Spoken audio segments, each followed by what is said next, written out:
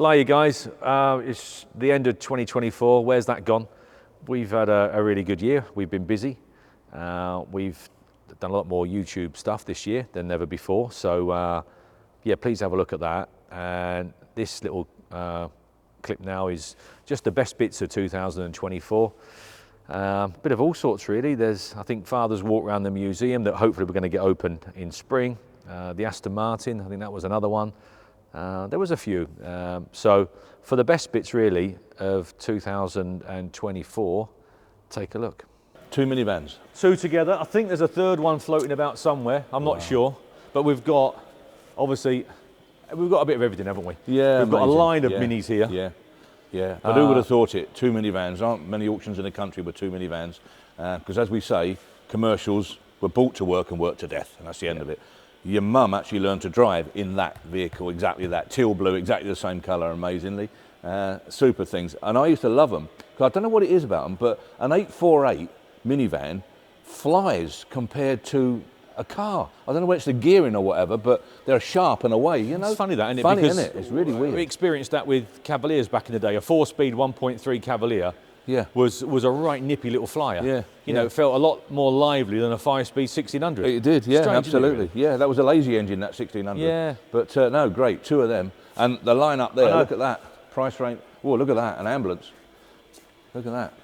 Oh, it's sold, that's going out, forget that To be honest with you, I bought that about 3 sales ago. Yeah.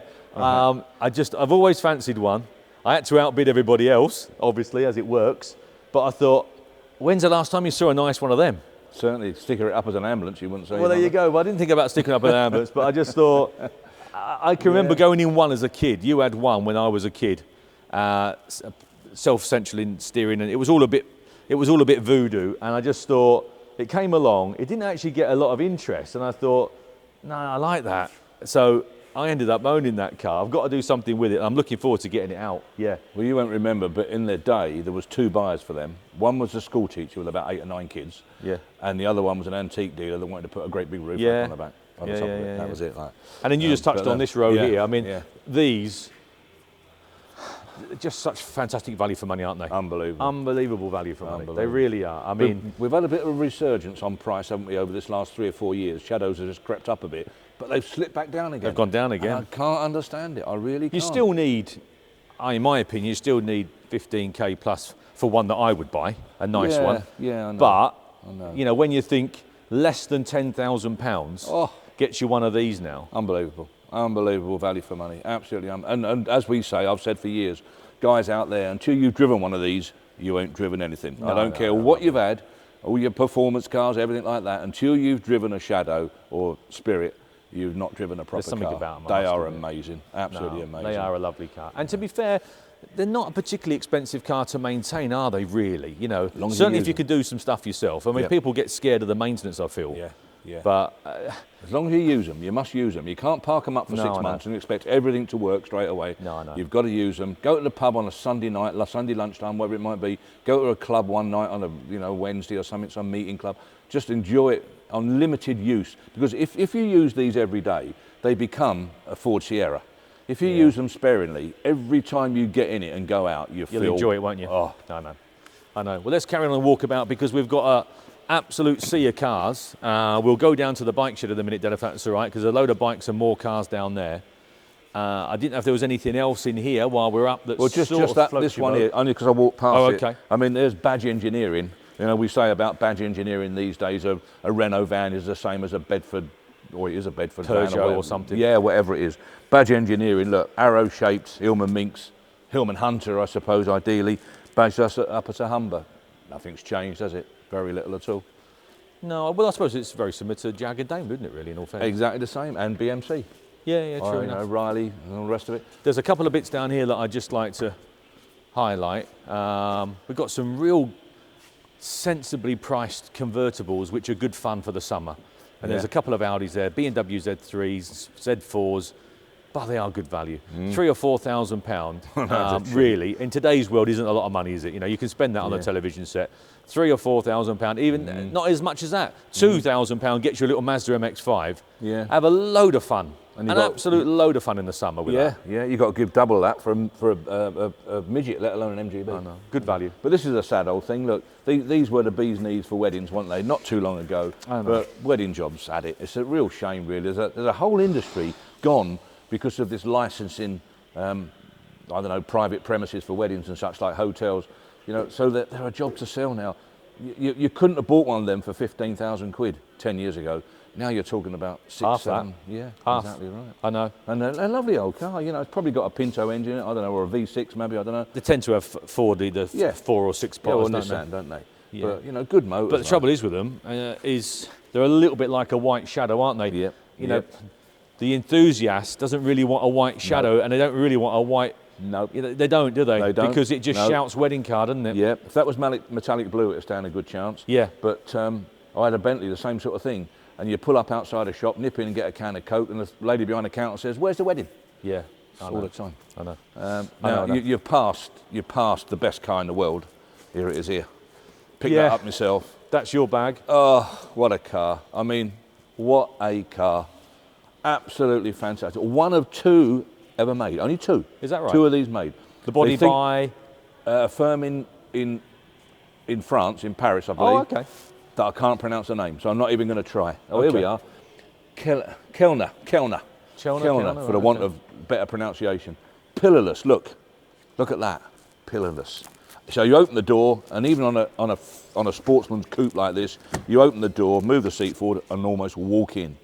Fabulous car. What a car. I just, words can't describe that car. No, it's nice, absolutely fantastic. Anyway, we go back to the run-of-the-mill stuff.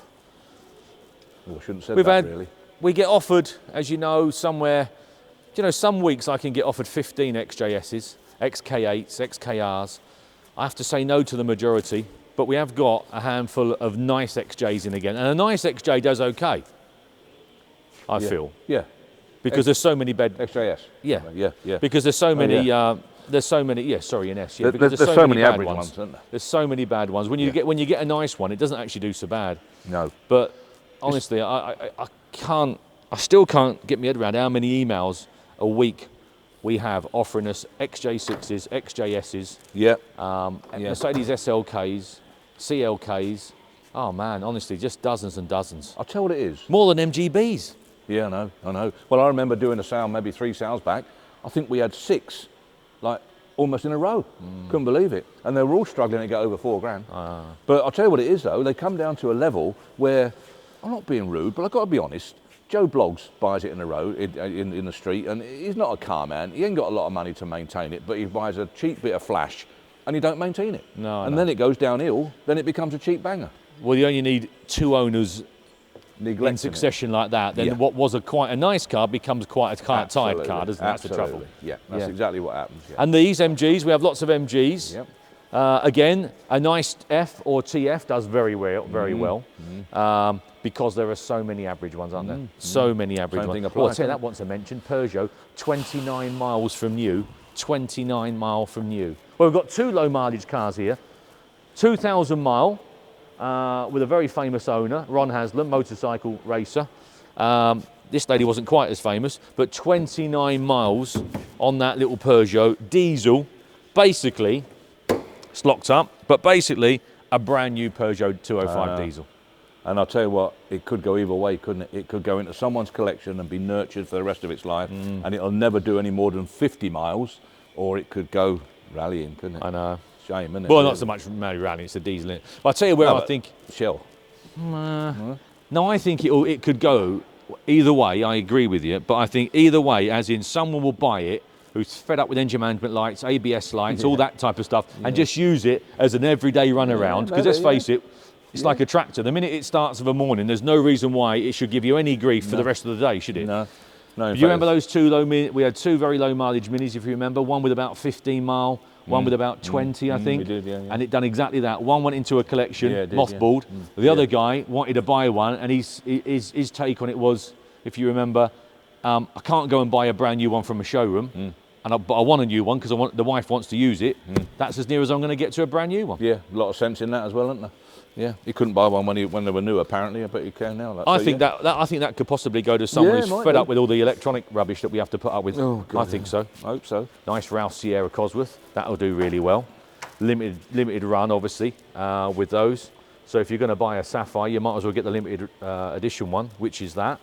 So I think that'll do okay. The Clio we touched on earlier on. I'll tell you what is nice. Come and have a look at this. And I can't remember the exact miles. I'll ask Mickey in a minute, but it's nothing.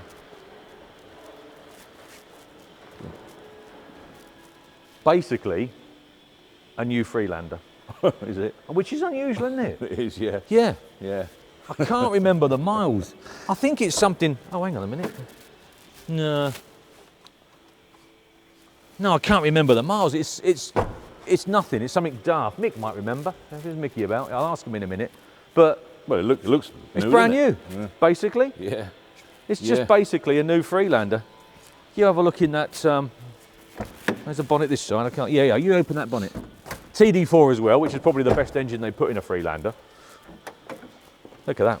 It's clean, isn't it? Yeah. It's a clean car, no doubt about it. Ain't done It's a lot like a of new work, has Freelander, isn't it? Yeah. And while we're on the subjects and themes of Land Rovers, just wander over there and look at that Series 3. See what a job that's had done to it. Yeah, I saw that come in. That's beautiful. That's beautiful. A little Austin A30 replica look. Yeah. It's close, isn't it? But that I would go as far as to say probably the nicest Series Land Rover we've ever had. Yeah, it's lovely, isn't it? Yeah, I know. I've seen it. It's lovely. Yeah, it is lovely. It's exceptional, isn't it? Deserves to make good money, this. Yeah. The attention to detail is lovely, isn't it? It's beautiful, yeah. When you think how much that Series 1 Bangers and Cash made and how much Series 1 make in general. I mean, a Series 1 in this condition is 20 grand, isn't it? At least. At least. I don't know how this is going to be. What do you think it's going to make? I don't think it'll be far behind it. Do you not? I think it'll do 15k. Oh, I think it will, yeah, and it's worth every penny. I'd rather put 15k into this than I would 20 grand into a Series 1 every day. Without But that's lovely. Yeah, it's nice. That warrants that sort of money, it does. It's lovely, isn't it? But yeah, shall we have a look through the yard and then make our way down to Unit 1? Run one of them when I was 17. Couldn't afford it, but I managed to run it. Brilliant. 3 litre. Oh, I'll Lovely tell you old what, car. that's something like 20,000 miles as well, I think, the Probe. The Probe, yeah. I mean, Probes are unusual anyway, aren't they? Yeah, they never seemed to do it, did they? But they had the Capri to follow. They couldn't live with a Capri, could they? Couldn't do it, could they? No. Oh, it's a V6 one. Yeah. Yeah, a little bit of missing here. Yes. No doubt we got something for that. But, yeah, they tried to... Well, they were the follow-on, really, from the Capri, I suppose, weren't they? They never really did it, did they? Nah, they didn't. No, they couldn't do it. It was... But what an unusual thing to be on the show field. Yeah. You know, Well, there's someone out there for that. That's more unusual than that. Yeah. I mean, yeah. you pull onto a show field next weekend, there'll be 7 of them. Yeah. None of them. No, I know, yeah. Yeah, there won't be many of them either. That's a rare car. Yeah, Mickey, how many miles on that 380C. Freelander? No, the super low mileage one. 7,000. Sorry, 7,000. Yeah. Oh yeah, 7,500 miles. Yeah, No 7,000 miles, miles. I mean, oh, Another nice Land Rover there. yeah, a lovely, early one again. We've got some real nice stock again. I We're feel. really lucky, aren't we? We get some lovely stuff. And you know, we get some lovely stuff from lovely people, don't we? That makes it as well. You know. And when's the Good to last see time you. you saw one of them? Yeah. I just done a video on this the other day, and I think I'm right in saying that is a Fiat engine, isn't it? The Fiat Yep. running. Yeah. I've had much Or Fiat or experience Alfa with them. Romeo, same thing, isn't it? Yeah. But that's a straight car, genuine, unmolested. But look at that, yeah, about that. I drove this the other day. Yeah, little Coventry Climax engine, real revvy little thing, not over revvy, you know, but it all kicks in at 3,000 revs. Off you go. Oh, itch in the back at 3,000 revs, absolutely lovely. If you can't afford a D-type, I know. because it's a mini D-type, isn't it? Yeah. Again, I mean, value-wise, I wouldn't know what to say. Is it 15 grand? Do you know what? You look, we've done it all our lives, haven't we, both of us? And you look at something and you think, I feel it should be. Yeah, I'm probably with you somewhere. It should be, shouldn't it? Sort of 20 grand, shouldn't it? But I don't know whether it will do it. I don't think it will. I don't know. I think it'll do 15. But I'll tell you why you arrive at what you've just arrived at, and I did the same, is that there's, and I'm blowing my trumpet here now, and we don't normally do that, but there aren't that many people out there that can value most cars. And we've just got that little bit of a gift. Even if we haven't seen one of these before, you get a gut feeling of what it should make. And I'll tell you why you get the gut feeling. You get the gut feeling because it's what you would give. That's what you're using. And there's not many people out there can say, I would give X amount of pounds. No, you're probably right there. That is the reason. But you're probably right. Shall we wander down to Unit 1? Yeah, yeah.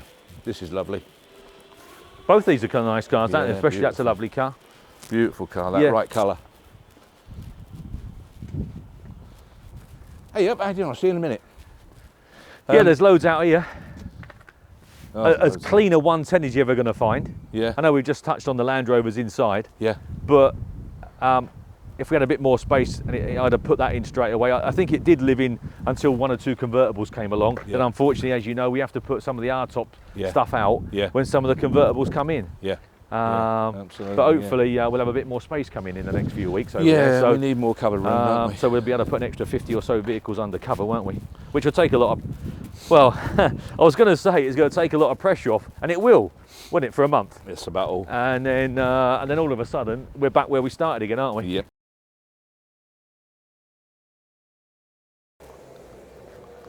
We've done some great filming with this. Absolutely, thoroughly enjoyed my day with this. You did. Yeah. Brilliant, isn't it? Great filming with Nice that. condition for one of them as well. They're normally, you know, right second rate, aren't they? It is police spec as well. It's uprated transmission, uprated suspension. The guy who worked at the factory when he ordered it new, and he basically ticked the police spec. Did he? Even though it wasn't, it's never been a police car officially. But yeah, find another one of those, eh? Well, that's great, isn't it? But yeah, again, there's all sorts in here, isn't there? Value for money car. Lovely, nice low mileage Cheap Mercedes car. again in white, which is a colour that's still in vogue, isn't it? It never used to be, let's face it. If you had that 15, 20 years ago, it's the new silver, isn't it? Yeah, you'd be stuck with it, wouldn't you? Yeah. But now, white's good. Right. Nice. Yeah, no, it's a nice selection. There's some nice price range. There's a price range Healy there, I can see. That appeals to me there for value for money. Yeah. I mean, unbelievable. Yeah, look at that. You know, I'll get really upset when people say, oh, it's a kit car. Hang on a minute, pal, hang on. Don't start calling it kit car until you can build one better. I know. Beautiful bit of I said kit. a similar thing on the video. Oh, what a car. I mean, what do you give? I don't know what these are from the factory. I don't know, 300,000, I don't know what they are. A load of money. I think you're talking 20 odd grand. I think you're into $1 million or more, Oh, aren't yeah. you? I think so, yeah, I think so. To be fair, I'll be honest, I don't study them because, yeah. This is the one I picked up. They're not really my thing, but you can't not stop when you think what value this is. Oh, man. You know. I mean, and you're driving down the road, who knows? Yeah, no one knows. And the bit I like about it most is Lancia Beta. Lancia Beta running which gear, we used to run Lancias. Yeah, it's an HPE supercharged, I think. Don't know if it's a supercharger in it. No, maybe not a supercharger. I think it's a HPE, volume. It's a Volume HPE, X. not a Volume X. No, that's it. Yeah, HPE. Yeah, that's the one. That's a straight car. The Mercedes. The Merc. You know, not everyone's cup of tea, but you know, it's a blooming nice car. Bentley Special over there. Amazing value for money again. Do you know what? We've got a Skoda. A Skoda Fun. Yeah, it's limited edition. Pickup they did, didn't they? We never had any. We were Skoda dealers, weren't we, for a while? But we had didn't have any of fabric, those Funs. No, but we had lots of fabric Formans, didn't we? Do you remember? Yeah, that's right. Yeah, brilliant motor. What we ought to do really, I think, is just wander down and have a quick look in the bike shed, because I know it's that time of year, so it's sort of the first main sale of the year as far as bikes go. But you'll see in a minute, we've got quite a lot of bikes. I know. Yeah, a lot. Too many really, but we're going to have a look. Can you have too many? I wonder. The nice thing about it is, as you just touched on there, we constantly seem to have something for everyone, don't we? There is something for everyone, whether you've got, you know, £2,000 or whether you've got, you know, £92,000 to spend. There's something for everyone. Well, this fella's here, he's been sitting in it for the last 2 days, so he's obviously going to buy it. Oh, is that what he was That's doing? what he's after. I thought it was one of the new members of staff. No, he wants to buy it. Oh, does he? I'll tell you, just before you go in there, can I just show you this? Because this is a nice car. Look, I haven't checked it out to make sure. There's a 1500. Ain't many of them built. Maybe 3,000, something like that. I don't know. But this here, look at this. Again, it's a car that there's loads and loads of restored ones around, or loads, even more ready for restoration. But there's a lot that have been restored, but not to this level. This is absolutely lovely. I'll tell you what I like. Tell you how nice it's been done. You can see by the paint finish. But look, they've taken the time to paint the starting handle and the wheel brace. Little things like that. that basically that's how it would have come out of the factory. Absolutely lovely. And look at that. Shuts like a golf. What a car. Picked it out myself. And the fact don't do it too much, it might fall off. No, it might fall off. The fact of the matter is, the poor gentleman that put this in, the vendor, he's now living abroad. He bought it about 14 years ago or thereabouts, put it into a restorer, made the fatal mistake of saying, I'm not in a rush. In a rush. 11 years later, he got it out. The day I picked it up, he drove round as a passenger, drove round the town in it, and that's the only time I've ever been in it. So he bought it, put it in there, spent a load of money, got it to this level, drove it round the town and went abroad. We're mental, aren't we, really? We're wired up wrong. We're all as bad as each other, aren't we? Yeah. Oh, let's touch on this little, this Jaguar.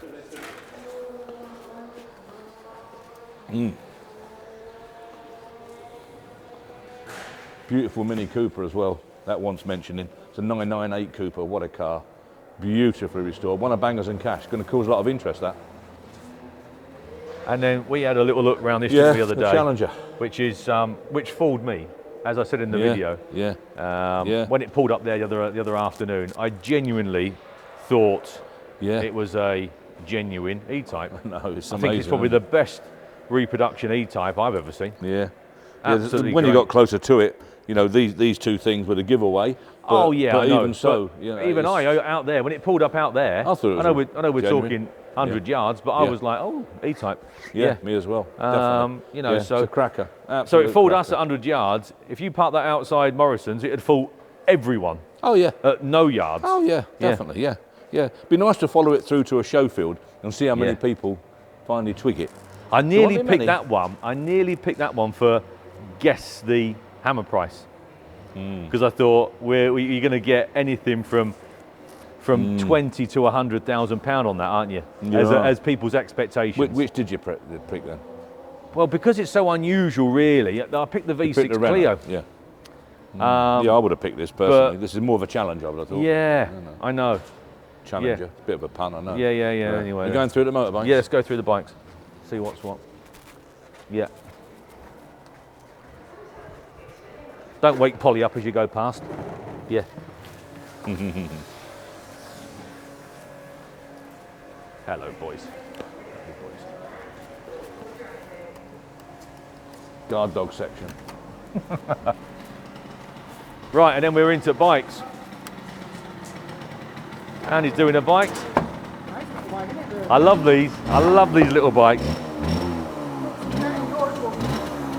What a sweet little machine. I love these little bikes. Beautiful. These little hundreds, they're great. Absolutely brilliant. Yeah, brilliant. It's amazing, isn't it? Brilliant little bike. Look after that, it'd be running for 100 years. So Andy, together with Alan over there, they look after this shed. So this is a memorabilia and motorbike shed. So this is their domain really, and it's chock-a-block at the moment, mate, isn't it? We're full, and probably beyond full really. But there's a bit of all sorts in here. The bike movement is in a little bit of a disarray, isn't it really, I would think? That's fair to say. Well, it is really, because we've moved on 2 generations in 20 years. So that takes out guys of my age and older that cut their teeth on these and collected these. We're now getting too old. We're not strong enough and whatever to lug them about and such like. We're not keen on kick-starting them. You know, a lot of us are now being used to pressing a button. Well, not me personally, but a lot of guys have. So consequently, you're taking a whole generation at least out of the marketplace. So if you do that, then you're struggling, and we're struggling, and everybody else is struggling. So something like that, for argument's sake, that would have made 5,500 quid maybe, for argument's sake, 2 or 3 years ago, is now down to 3,500 quid, which is a bit of a shame. But then again, you could argue that the older guys would have said 2 years ago, that ain't worth 5,500 quid, it's worth 3,500 quid. You can't win, can you? You know, you've lost some, but you pleased others. I know you can't win. No, you can't. They'd come along and say, how much? 5,000. Last time I bought one of them, I give 24 quid for it. Yeah, that's right. You know, but there you are. But even these, I mean, this isn't particularly modern, but even some of the modern super bikes and things now, £3,000, £4,000 gets you a hell of a bike. A hell of a bike. You know, I mean, lovely, lovely bikes. Oh, that's strange, isn't it, really? I suppose they've flooded the market, haven't they? Well, I suppose we have, haven't we? Here we are. You know, there'll be 100 odd bikes here to go through, won't there? Yeah. I mean, every bike shop I drive past, which is not many because you don't see modern bike shops so much anymore, do you? But those that I do drive by are absolutely chock-a-block inside. They're out on the pavement. They're everywhere. I know. Thousands of them for sale. Yeah, I know. Yeah, I know. There is, like you say, it's a cut to the point where they're for sale on every street corner. Yeah. So you've got to. Yeah. The only way you can conclude a sale is by ticking the condition and the value for money price box. Isn't it? Simple as that. If you can't do both, at least one. You've got to do at least one. If you know that stands a chance. But if you can tick both boxes, then you're probably going to find a new home for them, aren't you? Hopefully. A couple of police bikes. I like them. Yeah. I like Funny them. little things. Something about them. Yeah, quiet and easy to ride. And they're just, I don't know what it is. There's just something about them. Yeah, they were made for a purpose, I think, and they fulfilled that purpose. That was about it, really. Yeah, no, I like them. Ride to work bike, Bantams. Yeah. Mopeds we love. Combinations don't sell. Big problem. I know. You know, who wants to go out in a combination anymore, really? I mean, she won't sit in a sidecar, will she? No. And, you know, especially when it's the wrong side like that. Look at that. I know. I mean, she's a bit scary, isn't it? Hooker. I know, I know. You know, she's facing like motors coming the other way. Woo. Yeah. Is it clear? Yeah. I know. As you're trying to pull out behind a Scania. Nightmare taking her out in that, wasn't it? I mean, nothing but moan. Well, having said that, at least you couldn't hear half of it, could you, in all fairness? That's true. No, you couldn't hear half of it, could you? So we have modern stuff again. I don't really understand it. They're widow makers, aren't they? Really, these damn things. But and, you know, so many old boys still ride them, don't they? I mean, there's a load of guys coming out, spot down there, you know, just for a fag break or something like that. They're all 60, 70-year-old, and you know, just about get their leg over on it. And I know. I can't see it. They don't want to give up, do they? They don't want to. And to be fair, can you blame them? Well, can you blame them no, if that's what they're into? You can't, can you? If that's what they're into. For similar money or a little bit more, I think I'd rather power steer myself down the road in a Bentley, me. But well, anyway, I know. Each to his own, innit? Yeah, I know, but it's not the same, is it? And if they've grown up with bikes, they're into bikes. That's it, innit? They're bikes. Simple as that. So. Yeah, simple as that. Yeah. But anyway, I think that sort of sums up this this sale. There you go. So a bit of a bumper sale for us. We'll see how we go. 1,000 lots over 3 days. 1,000 lots over 3 days. I'm just going to rub it in a little bit because I've been hoping and praying we could get to a 1,000 lot auction at some stage in our career, and I know that's been just about impossible up to now, and everyone in conservative with an auction, and you'll back me up on this, you included, have said no, it can't be done, we can't do it, that sort of thing, and I'm thinking, well, it could, but I know it would be an odd thing, and now we're there, 1,000 lots. Now I'm not bothered now, particularly if we never do 1,000 lots again. But I want to be able to say we had a 1,000 lot auction and we've got a 1,000 lot auction. And again, not being clever, but I don't think it'll be beat in the motor trade, in this business, this section of the motor trade. So I think we set a record. I think the reluctance on my part, you know, to push towards that magic number has just been the room and the workload and the staff and everything that goes with it. We've never had the staff, have we? We've never, and you know, and it's been a real, it has been a real challenge to put this one together. It's only actually come by default, really. You know, I didn't set out to have a 1,000 lot auction this month. It's just literally by default, really, that I thought, well, you know, we got to 600-700, then 800, then before you know where you are, you're pushing 9, and you think, well, do you know what? We might as well go for it, mightn't we? So close, you might as well go for it. We might as well go for it. I don't know whether we're going to continue, are we? But I could see us doing a regular 900 lot auction, could you not? Yeah, to be honest with you, 300 a day I think is manageable for us on the rostrum, to give each lot, I think, the time that it needs, for the storage and the processing and everything that the team have to do as far as getting that to market, that particular lot. I think realistically, if Friday again, this year has been a real dip your toe in, isn't it? I mean, we've gone from weekends to weekdays. You know, we're now going from 2 days to 3 days. I mean, you know, we've only just done one big change, and now we're instigating another change. Yeah. So if Friday goes okay, mixed bag Thursday, mixed bag Friday, at 300 a lot. After this one. After this one. This one is memorabilia only on a Friday. Yes. That's where we score. Because if you remember in the old days, I could whip through 350 lots in 3.5 hours down there. I'm not suggesting we go as quick as that on Friday, but it can be done. Yeah. So that's handier. But yeah, and to be fair, the main reason that was pushed through is because we've got a bit of a backlog of memorabilia. So we thought, right, let's move some on because there's lots more coming through. I think that's the problem you're going to have to decide on, decide on how you're going to do it, because I think we're always going to have a backlog. I think you're going to wind up doing memorabilia on Friday only. You know, I don't think you dare do a mixed bag. You know. Well, I think we're all going into it with a bit of an open mind and see how it goes.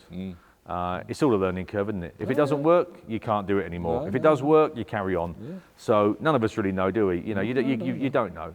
But the difference being is we've got to give it a go, and we'll try. You know, and like I say, if hopefully it'll work. But if it doesn't work, at least we tried, didn't we? Yeah, absolutely. Yeah. No, you've got to try these things. Absolutely, I'm up for that. Give it a go. That'd be good. I'm looking forward to it. Yeah, I'm glad you are, because I aren't. Oh, that'd be right. Yeah. So there you go. So there they are. Sums it up, I think, really. That basically sums it up. That's what we're doing. We'll sink or swim on the Wednesday, Thursday, Friday. We hope you'll stick with us and bear with us, because it is a learning curve. And you know, as I say, we don't know quite how it's going to go. We don't know how quick the girls up in the office can keep up with us and so on, especially on the Friday with memorabilia. So a lot of the invoicing and what have you won't be able to be done until the Saturday. I wouldn't know, they won't be in. Are they in on Saturday? Yeah, Saturday morning? we still do Saturday. I mean, people think that we're not doing Saturdays now. We still do Saturdays. We just have limited staff on a Saturday morning now. And obviously the shop's open Saturday and Sunday. Just people out there, please understand that 1,000 lots is a lot, and just bear with us a little bit, and just give us a little bit of slack, will you? And don't pester us too much until maybe Monday, when you can start pestering again. That's about it, I think. Is that good? Yeah. Thanks ever so much, guys. We'll see you next time. Right then, guys, it's our last day of viewing before quite a marathon, 3 days worth of auctioneering ahead of us. 1,000 lots spread over the Wednesday, the Thursday and the Friday. So, we're going to be busy, I think, to say the least. Sort of looking forward to it, I think. I think so. Generally speaking, I think sort of. Once we get into it, we'll be all right. Once another day. Just another day. Once you get into it, it's all right, isn't it? And away we go. But in the meantime, shall we have a glance around and see what's happening inside? Have a wander and see who's here, eh? Follow us in, let's go. There'll be a few around, I'm sure. Good morning, how are we doing? All right? Morning, gents. Hiya, fellas, okay? All right. Well done, mate, thank you. Thank you. So, dive in. So viewing, guys, we have a viewing period before each sale, normally about a 10-day period, where you can come down, have a look at the cars, have a look at the paperwork, speak to us, speak to the staff.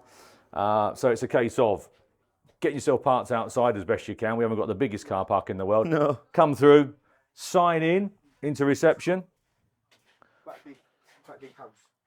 So we use the lower reception during viewing periods. So it's a case of coming in, signing in here with the guys, just so we know who's on site, And the girls.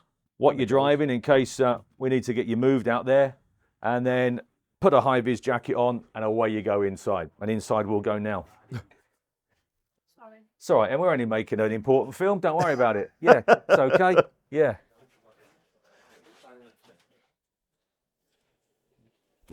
So this is what we call Unit 1. Which is where our office is based. So this is the first section of cars inside. Yep. All sorts of bits and pieces. And of course, where we conduct the auction down that end there. So so tomorrow we'll rostrums down the end. We've just done a little bit of a freshen up of the rostrum, and yeah, we've got 3 days of it down there, haven't we? Yeah, we'll have a wander down and have a look.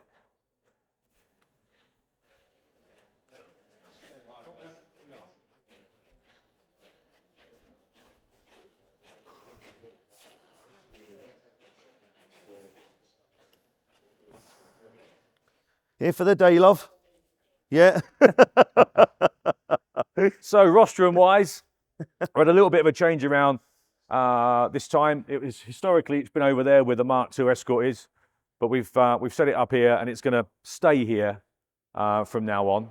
So so yeah, the two screens up there, they become basically the bidding screens. The seats behind you will be where the telephone bidders are sitting. And that's basically where it'll all happen over the next 3 days. All being well. Fingers crossed. Hope everything holds out. Yeah. So we only have just a bit of a mixture of choice items that the lads hold up during the course of the sale. We can't have everything, obviously. There's 300 or 400 lots of memorabilia, but we just pick out some more the more the interesting ones, Some really. decorative lots. Yeah, exactly so. Yeah, that's right. Just to set the scene, which looks nice. And it's fortunately it's sunny. Because today well, yeah, it sets the seed because we've got it's our first main sale of the year with motorbikes. Even though we have sales all the time with bikes, the season's just about to start really for the bike guys. So consequently, we've got a lot of bikes in, which I think we maybe ought to go and have a look round. I think you find there's about 142. We had a quiz last night. Is that all? Right. Good boys, good boys. We had the young farmers group down last night, and one of the questions was how many bikes are in the shed, and I think we got to 142. So there you go. So memory serves. So we've got a sea of bikes. It's kind of a bike for everyone, isn't it? A bike for every day of the year, by the looks of things. Yeah, a bit of all sorts. Exactly that. Normally speaking, we probably got an extra, 40 bikes this time At around, least, I would think. Extra 50 or 60, I would have thought. 90 or 100 bikes, don't we, I would think, on average, which are looked after by Andy and Alan, who are in the office there. They look after this unit for us, which is memorabilia and bikes. So, yeah, there's a lot to look at. Pretty much leave it to them and they run with it, really. A lot to look at. Yeah. Yeah, all sorts in here. So, we'll make our way back through. Ponder back through.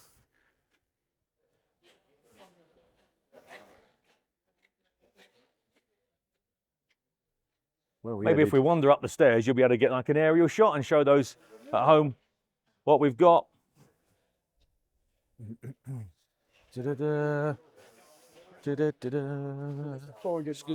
Excuse me. Sorry, guys, thank you.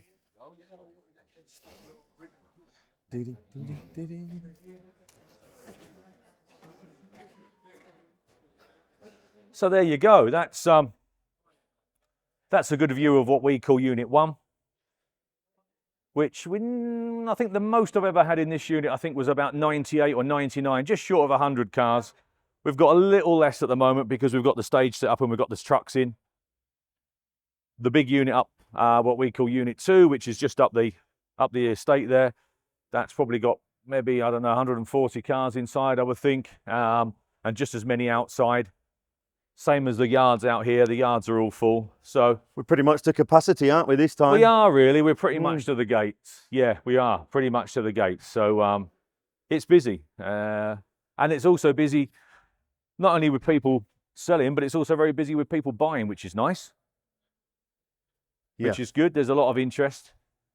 We have I've never counted them, but we have a fire limit with visitors. I can't remember what it is, which is dictated by how many high vises we have, obviously. So we know when the high vises run out, we've got to capacity as far as safety in numbers. That's right. And that happened twice this week, didn't it? Yesterday and Saturday when I was in on Saturday. So just goes to show there's still a lot of interest out there. A lot of interest. Right, so this is what we call Unit 2, which is probably our biggest unit, I would think, isn't it? I think so, yeah. I think there's a slightly more floor space. Yeah, there is a bit more. Yeah, certainly. It's deceiving as Unit 1 because there's a division. So if the Divide was taken out, I think they're probably similar sizes, but this one has a bigger feel for it. And there's all sorts in here, from Escort RS 2000s, we're off, to American trucks, to BMWs, to campers, you name it. There's a bit of everything in here. There's a super low mileage Freelander over there. And there's some nice convertibles. So the sun comes out, hopefully. It's out today. Okay. It's now. Summer has arrived. Yeah. I have it on good authority. It's here for a while.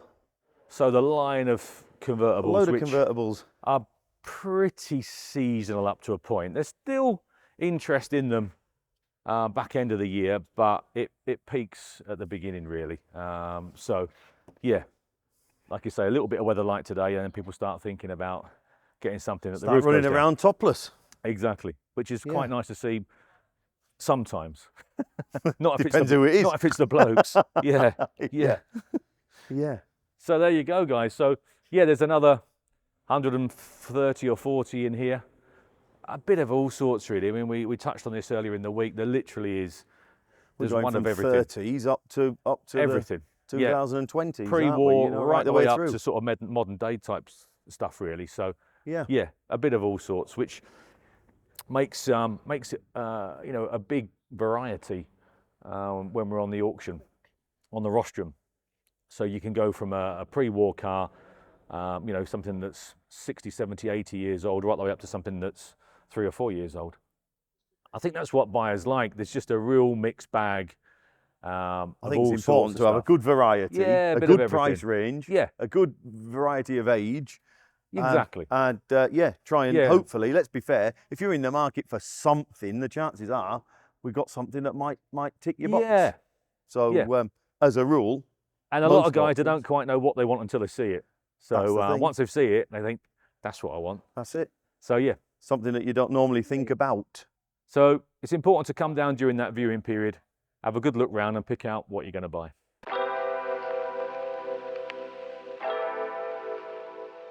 So today we thought, since the weather's nice and we're not too busy, we're not in the peak of season, we thought we'd just have a little walk around Thornton-le-Dale and just try and show it off really for what it is.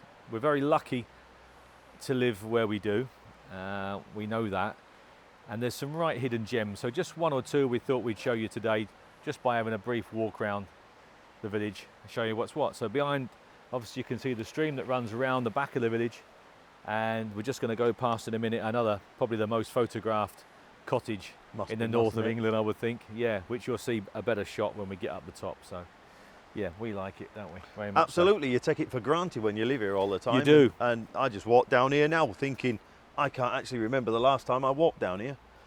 Do you know what? No, I think it would have been a couple of summers ago, I think. I think it would have been a couple of summers ago when we were just in the back down there. Obviously on a summer's day down there, that grass there gets full Can't move, of can you? families and children and stuff. Can't move. Thatch cottage there, look. Which is lovely to see, yeah. And then obviously the cottage behind Paul and I is probably the most photographed cottage, as I say, in the north of the country, I would think. Certainly the most photographed one round here, isn't it? Yeah. Absolutely, yeah. Lovely, isn't it? I'm not sure who owns it at the moment, to be fair. Like this cottage? How is it yours at the moment? Oh, yeah, you got a photograph of it. That's nice. There isn't we it? go, look, there we go. We were just talking There you about go. photographs How and about that? That's beautiful, nice, isn't isn't it? it? We see you on telly. Oh, Lovely, well is done. that? That is nice. It is. And look, it's a special edition thing. There's the chap's picture there. Now, to you, Mathewsons, and let you have it for 25 quid. Listen at him. Listen at him. You know, Someone will and buy it off you. I see it every day, don't I? So I don't need a picture. No, but you could sell it on. Yeah. And that could, you know, you could put that in your showroom. We could, couldn't we? What else we got there? You could get 50p. 50p, probably you're right. No, Yeah. 50p Yeah. profit. Now, that is a view from the manor farm. All right, yeah. Well, that's nice as well, Before isn't you it? could actually see the. That's it, yeah, before all it these grew up a trees bit. grew up. Yeah. They're nice, No. are those, mate, aren't they? Yeah, Absolutely. beautiful. Yeah. That is a historic piece. Yeah. That could be worth 50 quid. It could be. I'd let you have it for 25. What salesman are you? What salesman school are you from? Well, I've learned from Mathewson. Have you watched The School for Scoundrels? No, No, you ought to, because you're a dead ringer for. You're there, for the- you're up there. for the main character. Yeah, you are. No, they're really nice, those, mate. Yeah. They So, are, guys. What do you think? We'll sell them for you. I don't want to buy them. Step I see back, them every step day, back. but we'll sell them Take 'em for back. you. If you take them up to Peakery, and we'll put them in the memorabilia sale, and we'll sell them for you. Oh, good. Yeah, sell them as a pair.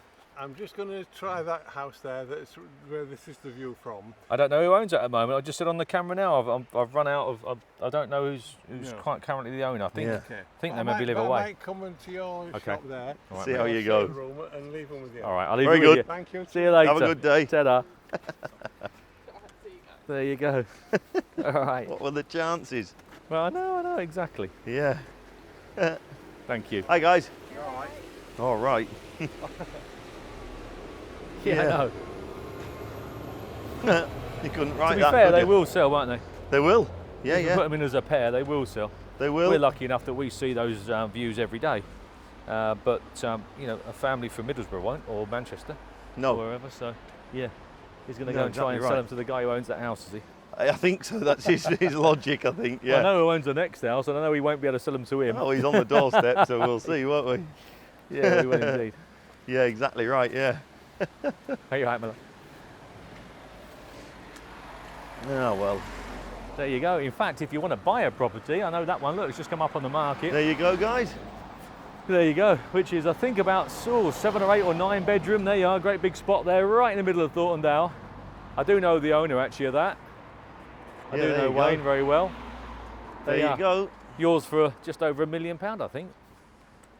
A mere. Huh? A mere. A mere £1 million, exactly so. If you say it fast, it don't sound so bad. There's a nice back lane round there. We won't go round there today, but there's some lovely walks up the back there. So there's the back lane, believe it or not, goes around the back of the village as it shouts. Keep to the right, goes up into the trees, down towards Ellerburn. There's some lovely walks up there, down by the mill and so forth. If you do come into the village, be sure and check out round the back. There's probably more interesting bits and pieces around the back than there are at the front, really. You drive through a village, don't you, and you see a certain amount, but hiding out of sight, as we've just been round by the beck there and round the back of the village, are some really nice bits and pieces. Really nice. Now these are almshouses. Obviously these are for people who basically just need a bit of support. I think the criteria is you've got to have lived in the village for quite some time. There's a couple empty at the moment, I think, but they're just on with having some refurbishing work done. So that's nice. All right. So yeah, of course you can. as you get older, I was going to have a lick at residents, that. obviously. I'll have a word with Paul. Yeah. My mum and Hey, I'm not dad. going to be on the telly, am I? You never know. Oh my Lord, look out, look out. How comes the dogs always want Thank photographs you, with me thank and the women always want photographs with you? She was going to give me a lick of her ice cream, but she decided against it. Tight cow. There you go. Oh, look out, we've got a photographer out. You mind where you put your hands? Thank you very Mind much. that little dog look. See you later. See you. Thank you. Yeah, so the arms, as I was saying, so yeah, they're for that just need a bit of housing assistance, really. They're great, aren't they? Lovely. And then we walk down into the main centre of the village, which is always hustly and bustly. The first shop we're going to come through is where just about everyone comes who goes to the village. Certainly on a nice day is Balderson's ice cream shop, owned and operated by William. So everyone knows Balderson's ice cream. He does do some good ice cream. He does do some good ice cream, yeah. So there you are. Yeah, he's got the measure of the ice cream. He has got the hang of it, bless him. Yeah, he has. So if you want ice cream, that's where you go. Ooh. Right, TV. How are you? All right. There you go. Ah, yeah, you're right. Oh, gift shop. We'll have a quick wander in the gift shop. Look, this is a TARDIS is the gift shop.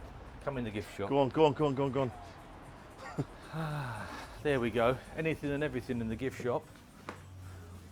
It's a shop that just keeps on giving. Exactly. Now, Sean, how are you? You're right, fine, thank you. Your bum's on camera anyway, Oh my. even if your face isn't. There you go. So yeah, a bit of all sorts. Yeah, It's one of them shops you wouldn't think was here, would you? When it's No. on a little front and Exactly. it just keeps on going. you name it, and they stock it really. Yeah, everything from There's a new hat. new frock if you want one, new hats, new handbags. Oh, honestly, if you're looking for a present for your other half, and you're running out of time, come in here and you'll find something. That's for sure. Of course you will. Yeah. Sean's run back up there. We'll catch her later. But yeah, there's a bit of all sorts in the gift shop. Ooh. And then the next one is what keeps a lot of us fed, actually, is the cafe in the village. There's 2 cafes in the village, actually.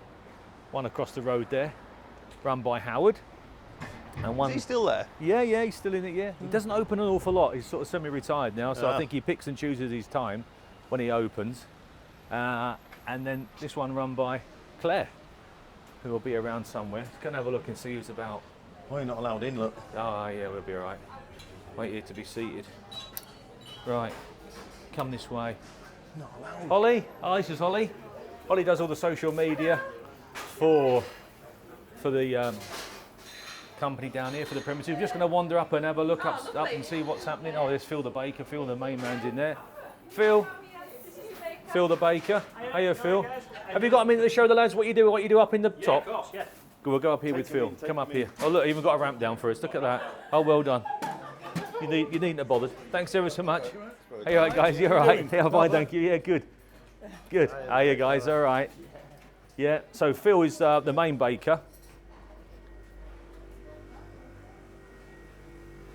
Phil will show you what's what, mate, won't you? Yeah, of course. Yeah, no problem. So loads of stuff are just most things are made on site. Yeah. Go for it, Phil. You tell them. Phil will tell you what's what. Yeah, this is our bakery. This is where everything that we sell in the shop comes from first thing on the morning. We're here nice and early, 5 o'clock in the morning, get everything made fresh. Yeah, Dave samples a bit occasionally, don't Too you? much. Just too much, Phil. Really. Just make sure quality control. And Quality all that. control. Yeah, exactly. Yeah, everything's as I say, everything that's in the shop's made here first thing on the morning. Yeah. Yourself and a couple of lads, and Ben floats about, doesn't he? There's Ben here comes in that's in kitchen. Ben comes in quite a lot, helps. Henry and Callum. Yeah. So obviously an early start, so they'd have gone. Henry's down there. He's been collared for washing up duty. Oh, so is he? Right, okay. Cal's on day off, but yeah, early starts and they get off, and yeah, it's a good team. And you're doing your own YouTube videos now? Yes, we are. Yeah. Showing people how you make stuff, bake stuff. A few little bits and bobs, showing people behind the scenes of what we do. Hulls has got involved with them quite a bit, so yeah. We did one, I believe you were in one, was it? Which one was that? Oh, I did have a hot cross bun one. Hot cross bun one, yeah. But yeah, we're trying to get on board with that and doing as much as we can, so yeah. Just trying to show people behind the scenes. Yeah. Good. We'll go down this way and we'll walk out. Oh yeah, look out. Hey, are you right, mate? Yeah. This is Ben. Alan, you alright? We're just having a wander around Thornton, Ben, just to show people what's what. Ben sort of takes care of just about everything down here, from in the bakers to, well, you say, Ben, everything, don't you? Everything, eh? If it needs doing, it's normally Ben! No, literally, can't go anywhere. Yeah, it's normally Ben. So yeah, so come through.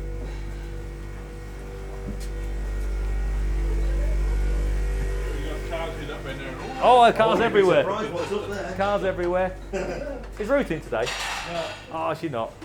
All right, okay. We'll just hello to Kath in the shop.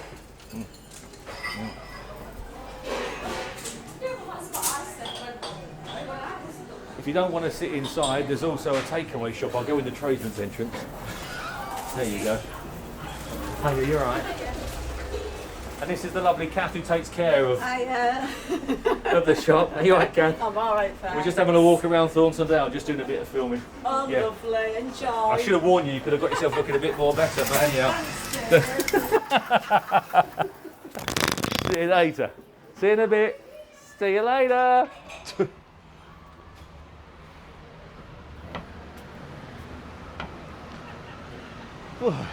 We'd have planned it better. I know, We could have I had know. our breakfast in there, And then couldn't we? Hannah's Emporium. Hi Sharon, you alright? We're having a walk around Thornton-le-Dale.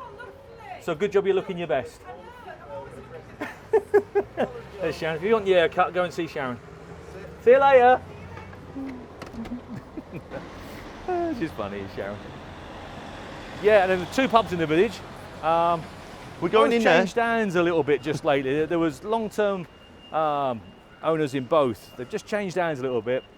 I haven't met the guys in the new inn. They are new in the new inn. I think it's Andy, this guy, nice enough guy. He's giving it a go and doing well, I think, in the Buck. So you've got a choice of a couple of pubs. The new inn, they're not. I don't think they're doing accommodation yet, but the new inn is. So if you need to book anywhere, the new inn's available. I think this accommodation will be coming online fairly soon. And then over there, obviously, we've got the chocolate shop, which is always real popular. There's another cafe. Like as Paul said, he does tend to sort of pick and choose when he opens up. He maybe opens the curtains and thinks, it's a nice day, we'll have a go. Exactly, we'll have a go. He does right. And obviously post office and so forth. And yeah, bit of all sorts really. Bit of all sorts. Hello. Hey.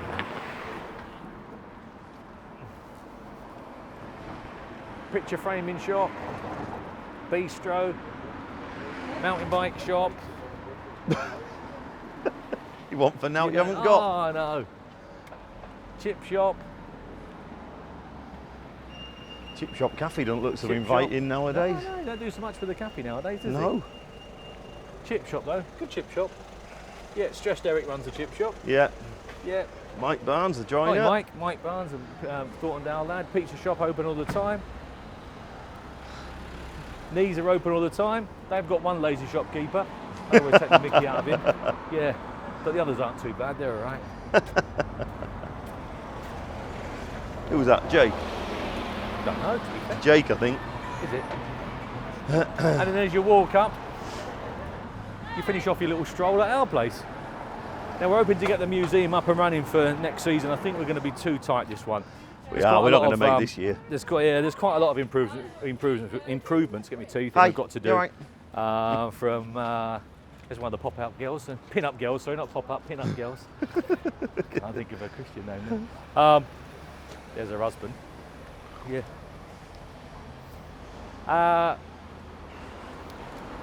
Ooh, watch where you're going. Oh, look out, look out. Yeah, so as I was saying, we've got some access. We've got to, How many? All right. It's all hickledy-pickledy. It's all on Good, different yeah, we're levels. all right, thank you. So we've got to get some access in. Hey guys, all right. Yeah, of course I will, love. Yeah, no problem. Paul, just have a photograph taken. Right, apparently you're nominated for a photograph, mate. Oh, as usual, I'm a good one. How you doing? All right, yeah, get around this side. Around here. How are you, mate? I'm fine. Ah, good. You're not going to win an ass-kicking contest, though, mate. No, I'm not doing that follow. What's going on there, like? I'm a diabetic. Ah. And that wasn't it, like, but Oh, right. pain I had. My knee went off. Look at I that. had new knee in pain, it went off. Tried another operation, that went off. So that went off. So I had two options. I'd rather go to fix it so it just didn't move at all. It's stiff. Oh, I got it took off. I took it off, I've got no pain. I get around. Have a good one. Yeah, well, that's it, isn't it? Yeah, That's all right, my love. Yeah, good on you, mate. Good to See see you you out and later. about. Yeah, all Look right. at that. See you later. Ta-da, guys, ta-da.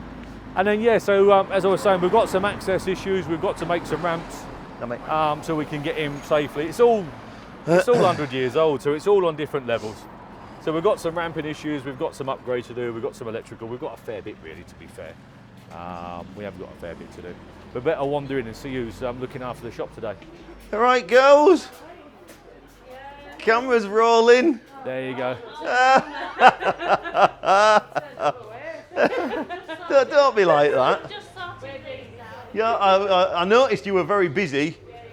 Yeah, pottering on. Very busy. Look at her. Look. Deb's our main girl. Mind the cups, Deb. Mind the cups, Deb. Deb's the main girl in the shop with help from Wendy, and obviously Paul's wife, Angela, does a lot behind the scenes down here, takes care of everything. And there's one or two other girls, isn't there, that come along and There are. There's a little army Rita of them. is in on a regular Little basis, army. yeah, and some others. I can't think who else, to be fair. So Phone's ringing. just a bit of all sorts, really. Yeah, just different stuff.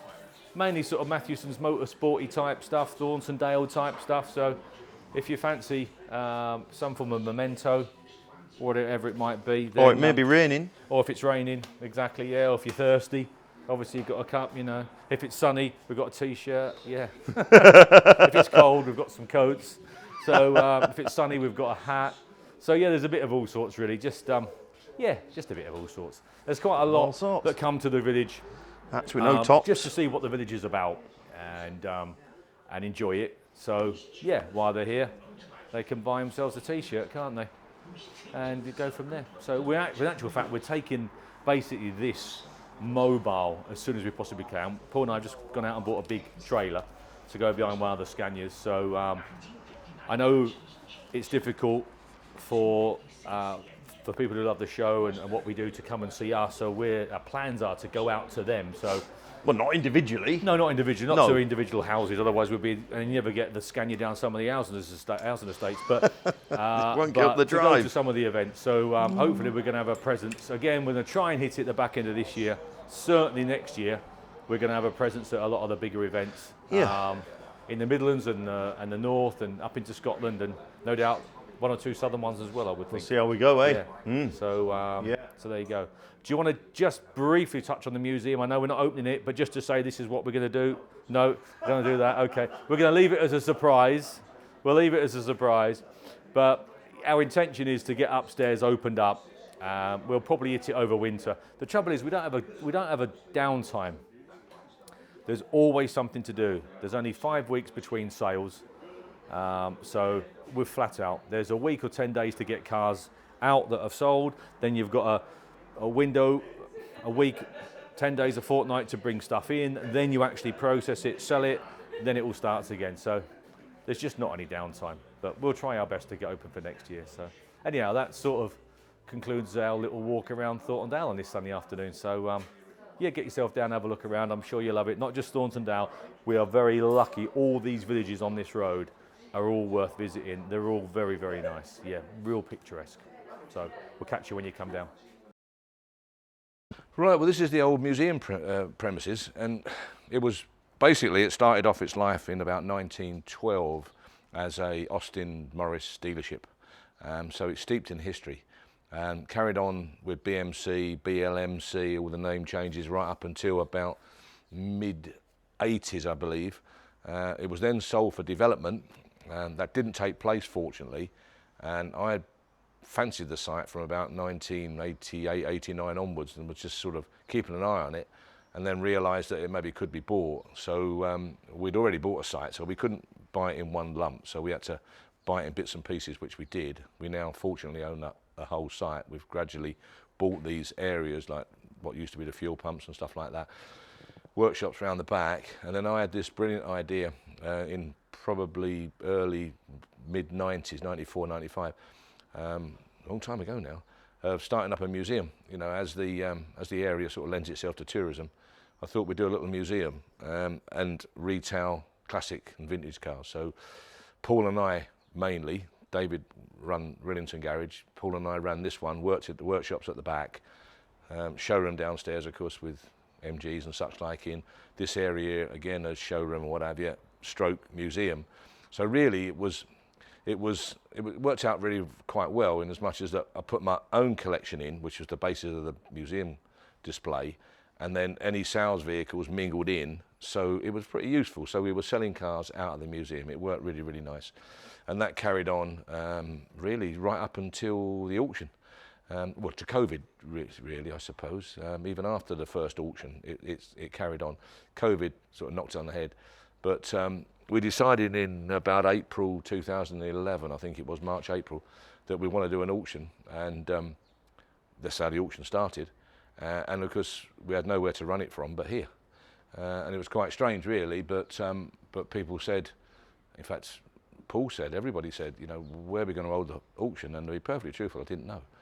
I thought, well, I'll think of that afterwards. Let's get an auction publicised first, get on the go, get it out there, see what interest we get. And again, the next question was, well, where are you going to get the entries? Where are you going to get the cars from? Well, we've got a shed down the road with we did have about 60 cars in. And I said, well, if we get 40 out of there, advertised, if we get another 20, then we've got a little auction, simple as that. And then the next thing was, where are you going to hold the auction? And I'll be honest, I weren't too sure, really. So we've sort of kicked it off, really. It's far too early and without giving it enough thought, but I just wanted to get on with it. And I thought, well, it'll slot into place somehow. These things always do. And then it dawned on me, I walked down there one day and I thought, Village Hall, perfect auction hall across the road there. I mean, literally, it couldn't be better, could it? It's like almost like our own auction hall on site. We've only got a road in between, which is a nuisance, but it didn't matter. And then, so we secured that, and then next thing was auctioneer. And again, I didn't know really what to do about auctioneer. I've got a friend of mine, George Gamesby, who was a very, very brilliant auctioneer, retired, that said he would do it if he really had to as a favour. But I thought, well, I can fall back on him, so I'm going to call that favour in. Then a guy came in, and a local livestock auctioneer, and said, you know, what are you going to do about auctioneer? And I said, well, you'll do, we'll have you. So we did, so that all fell into place. So it all went click, click, click, click, click into place. It was quite amazing, really. As it happens, he didn't know much about cars, so from the second auction onwards, I had to do it myself, which was frightening. It really is frightening, because you don't really know what you're doing. Although I've been around auctions all my life, I've been the other side of the rostrum, not this side of the rostrum. So it was frightening.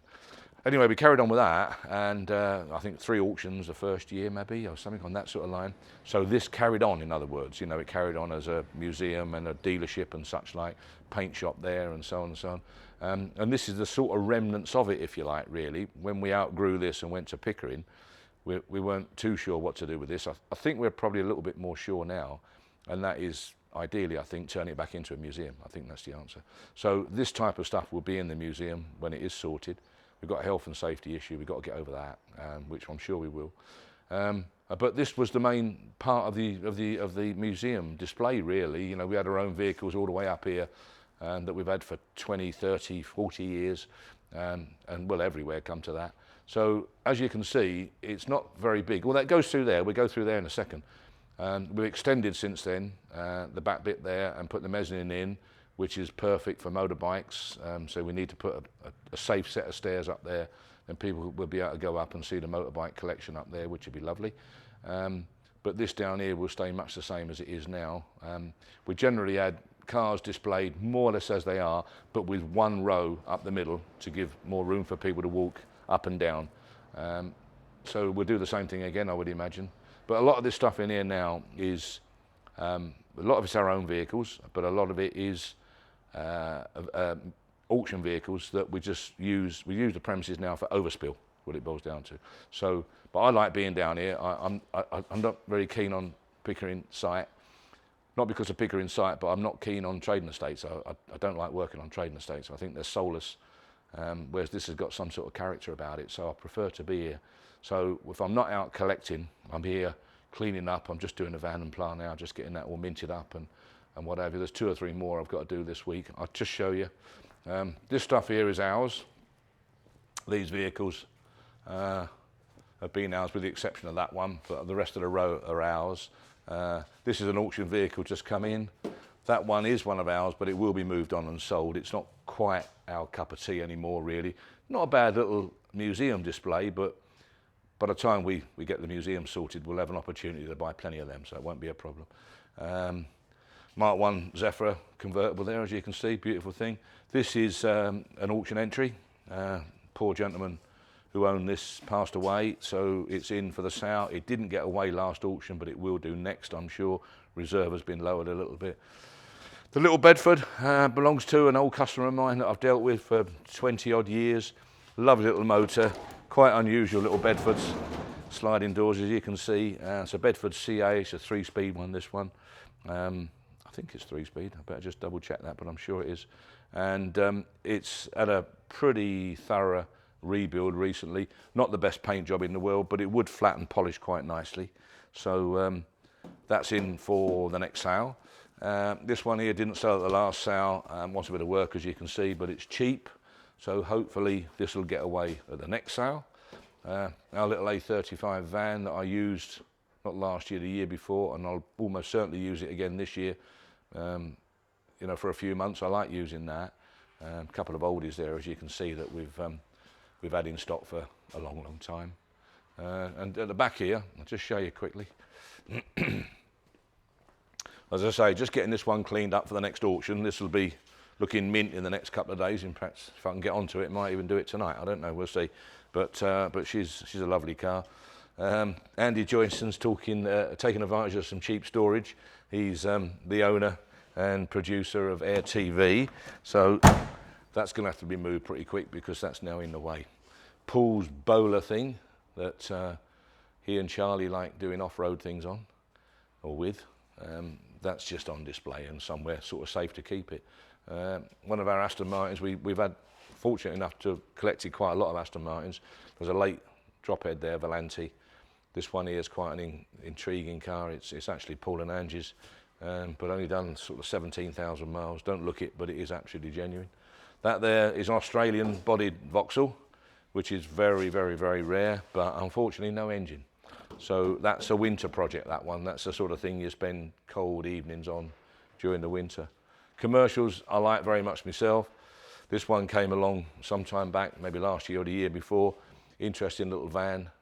Again, perfect little museum exhibit, that one. And then we got some more of our own stuff here.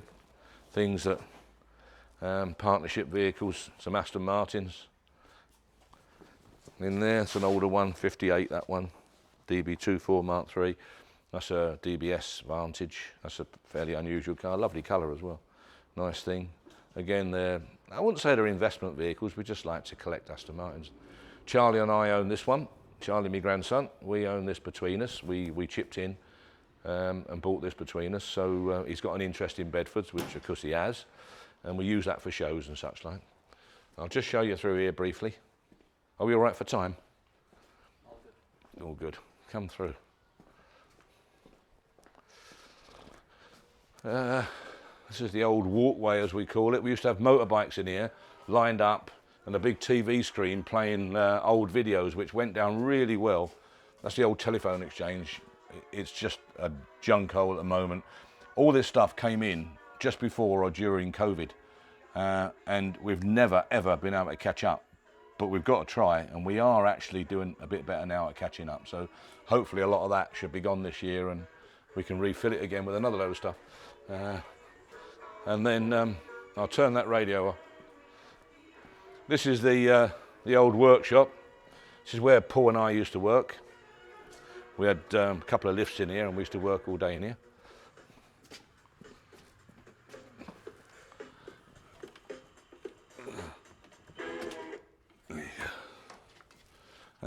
Now it's again overspill.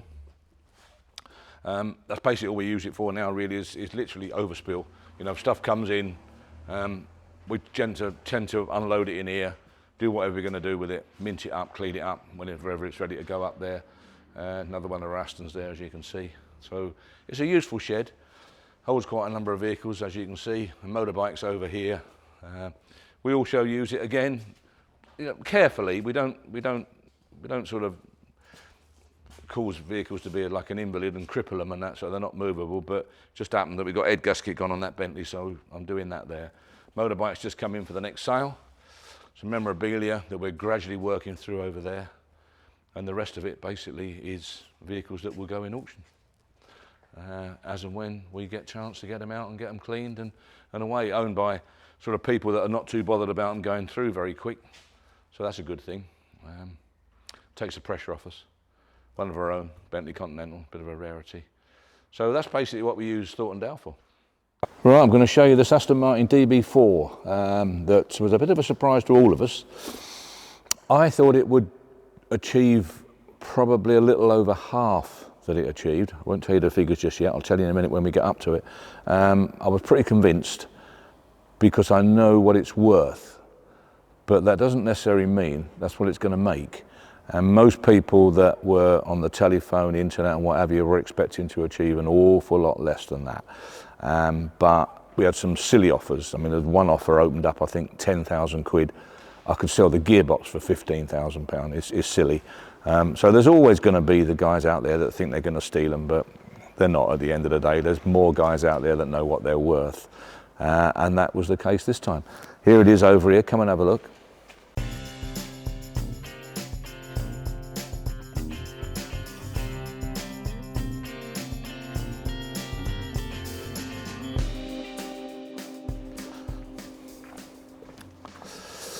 Now there she is. Now, the thing is, I know it looks awful, but it sits right. There's something about the car, as soon as I saw it, in its location where I collected it, which was almost criminal really. I'll describe it in a minute or two, but as soon as I walked up to it, it sat right. I could see it was about right. There was something about it. We call it a level car. And it just sat right, and it was a level looking vehicle, and it got a little bit better from there, because at first glance, I mean, the whole situation, the location, the storage area was absolute disgraceful. It basically fallen apart. The garage it was in, the roof had gone completely, and I don't mean part of it. We go into spots where you might have a 2-car garage, which is exactly what this was.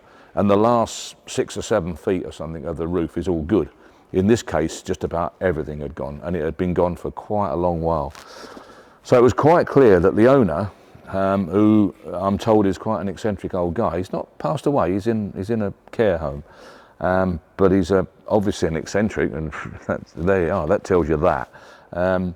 He was one of them guys that I bet he never went in the garage. Obviously for years it's been sat there, as I say, with no roof on the garage.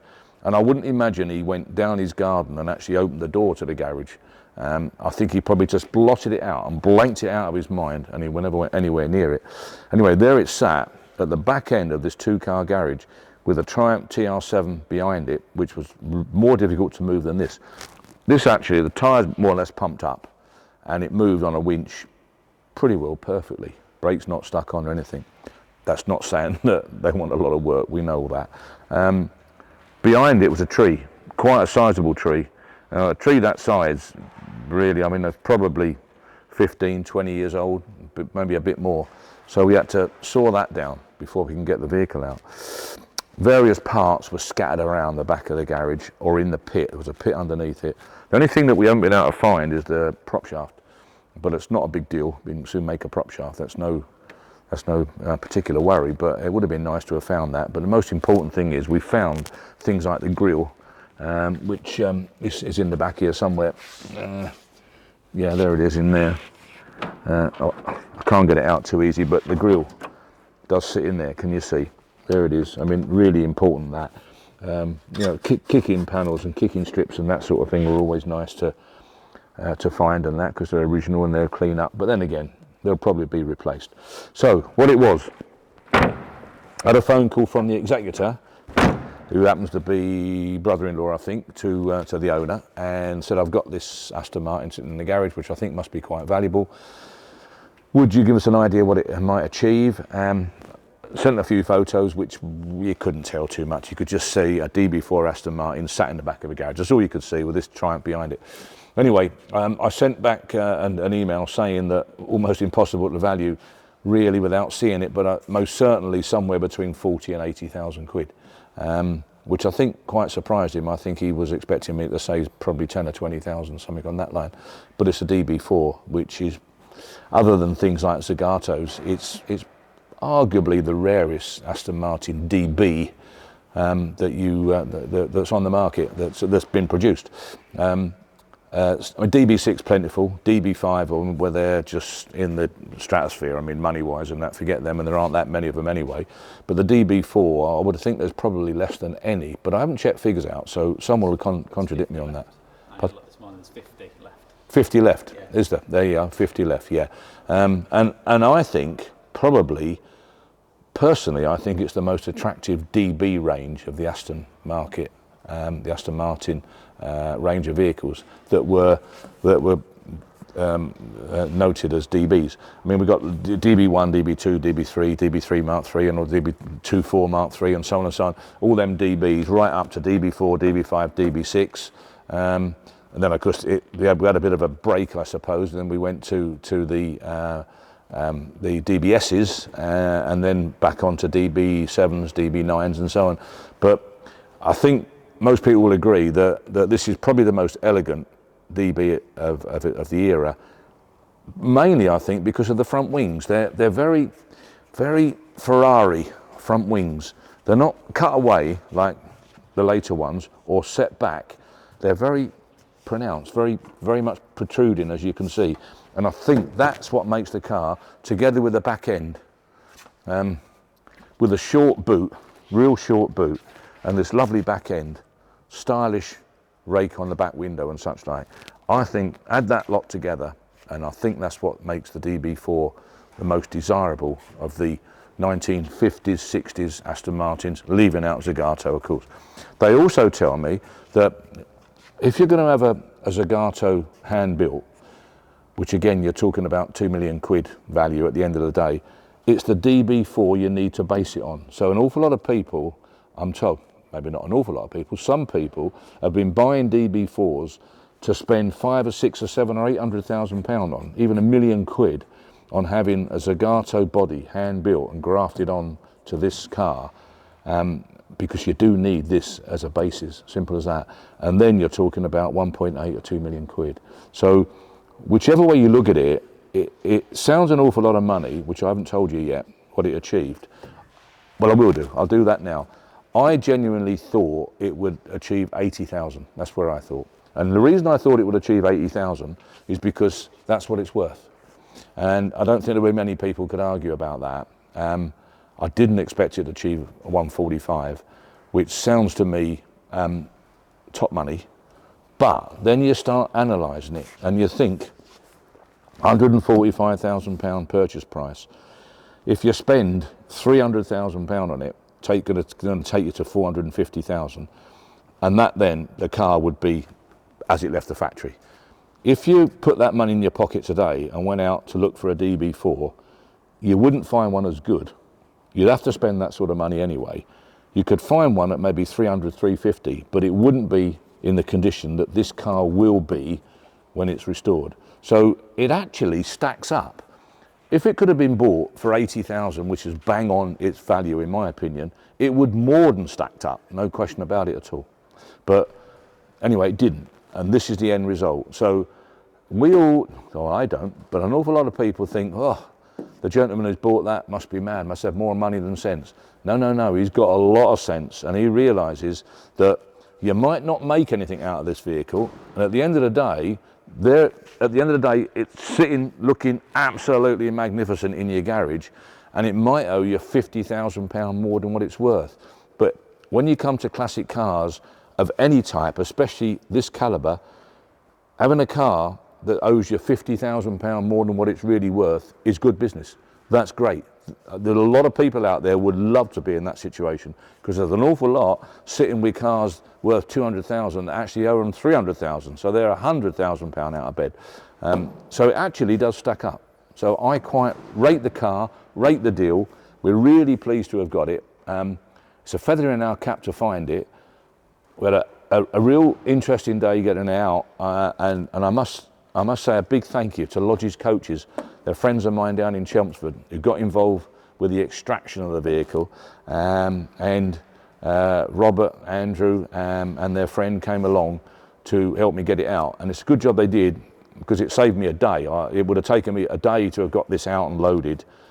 With them guys there, we've done it in half a day. So great thanks to them, really brilliant lads. They brought their transporter down together with a spec lift and all the rest of it, and it made the extraction so much easier. I think, I haven't spoken to the vendor yet. I have been asked to give him a call, and I will do later on today or tomorrow when Gregor gets back. I gather he's very pleased. I can't imagine him not being. So I'm looking forward to see his reaction. But in general, I know it looks a lot of money. I know it looks awful. But financially, believe me, it does stack up. Do we know the buyer? Do you think we'll see it again in future? I don't know the buyer. I doubt it. He'll be, I would have thought, the buyer would be a private individual, I think.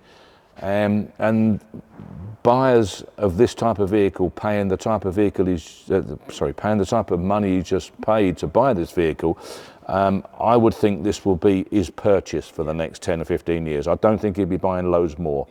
But you know, again, back to this restoration, there's 2 or 3 firms out there that will restore this to the within an inch of its life, and it will be absolutely magnificent. They'll charge for it, like I say, £300,000, whatever it might be. But the beauty of doing it as well is that if you're going out this afternoon, I sort of touched on it earlier, I don't want to go over old ground, but if you're going out to buy a DB4 this afternoon, you better put 400,000 in your pocket, because you're probably going to have to spend it. You might get away with 300 and you'll have to be satisfied with what you find. But with this guy who's bought it, he can give a restoration company 50 grand and get on with it. And then end of the year or next spring, he can give them another 50 grand and get on with it. So stage payments are really important to some. It's cash flow. I'm not saying he hasn't got £300,000 to give them straight off, but he doesn't have to. So that makes it stack up quite well. So I'm looking forward to seeing it done. I know the TV people, Air TV, UK TV will be really looking forward to seeing it. I mean, it's going to be 2 or 3 years, we know that. But you just wait until you see it when it's done. You won't believe it's the same car.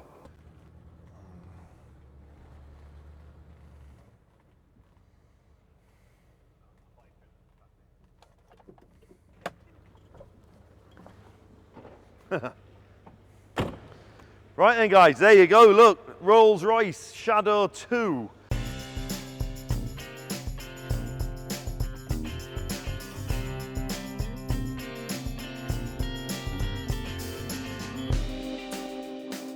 And a lovely, lovely car, look.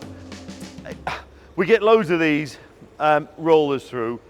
9 out of 10 of them are pretty well used, tired, saggy suspension, saggy seat, iffy body, and then every now and then you get one that sits up nice like that, look, nice and up and level and looks lovely and feels lovely. And Mike's just saying lovely. And colour helps, let's be fair. It's a lovely, they suit silver, don't they? Inside's lovely, look. Someone's been eating a bun over there. It is. 111,000 miles, barely running, starts on the button, sounds as sweet as a nut. Like Mick says, look, inside's beautiful, look, comfier back seat than your sofa at home, definitely comfier than my sofa at home. Headlining's beautiful, look, they are lovely, aren't they? Just quality. So this particular one there, if you're looking for a Shadow 2, come up, have a look, you'll see what I mean. You'll see it really as soon as you walk up to it, it just draws you in. Battery switch on there, so I don't quite know whether that's, I think it is connected. Don't know why the battery cover is off, but anyway, there you go, back on. So some sheepskin mats for it, look. Keep the carpets nice, even them alone. Look at the quality of them, look, hey? What the girls would do for one of them in front of your fire. So condition speaks for itself. Arches are great, tiny little bit of bubbling on that one. Look, it's going to want a dressing sooner or later, but I mean, it's no big deal, is it? Lose the colour up there, can't you? It's no real big deal. As I say, inside's lovely. All the wood finish and things, superb. Vinyl roof in good state. And if you've never driven one, treat yourself. Go on, be brave, get one bought. They are lovely. They're like a magic carpet. They're nice, float along, loads of power, the lightest steering, obviously power steering, and they are so light. A couple of little bubbles there, look. And they really do just bound along, they just float along. I'll open the bonnet, we'll have a look. So if you are thinking about something, treating yourself, I wouldn't leave it too long. Tomorrow might not come. Get yourself something and get yourself one of these. Everyone should drive one of these before it's too late. Wouldn't you not agree? Absolutely, yeah. Yes. And I'm going to have one of these on my t-shirt. You're going to have one. This is one of my favourite cars. If only you hadn't bought that Land Rover. I know, mate, I know. But you're right, this is one of my favourite cars. And I think I might be getting of an age where I might have to have one. Yes. I'm saying, Yeah. I like them. Yes. I like the shape of them. Yes. I just like They're lovely, aren't they? It's beautiful. Good in there, look. Nothing really to write home about in there.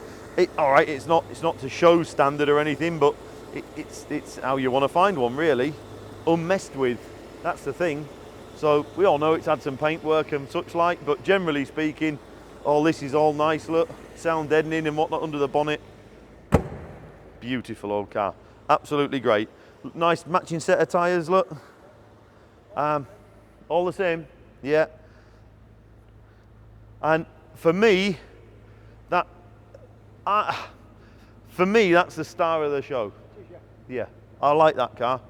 And it's just lovely, isn't it? It just says, take me home. Does it not? It's so level and straight. It is. Yeah, it is. And then, to be fair, I'll give it a spin. Oh! Yeah, no, they are a lovely old thing. When are you going to get one then? Yeah, I sort of got enough going on at the moment, to be honest, but there aren't many cars that I think, oh yeah, I'll have to have one of them. I make no secret of the fact that I quite like the odd Bentley now and then. And these, yeah, as I've got a little bit older, they're becoming more and more interesting to me. And these Shadow 2s, if I'm going to have one, it's going to have to be a Shadow 2 because I think they're lovely. Cars everywhere. I think they're absolutely lovely, I really do. Oh, it's young pluck, look. So for me, it's going to have to be a Shadow 2 and in this sort of condition because I think it's brill. Yeah, so for me, it's going to have to be one in this sort of condition, and they're look, finger and thumb. They just drive lovely. They really do. They're great. It's got a jingly something, this one. There's a jingle on this front wheel, like hubcap loose. Yeah. But lovely though, aren't they? So maybe ought to just investigate before we lose a flaming hubcap. Yeah, no, they're just lovely, majestic, bit of British history. You know, they're best of British, Rolls Royce. It's the best we could produce. And yeah, no, wonderful. We'll just whip in here and just see what that tick tick tick is. I must admit, I don't like it.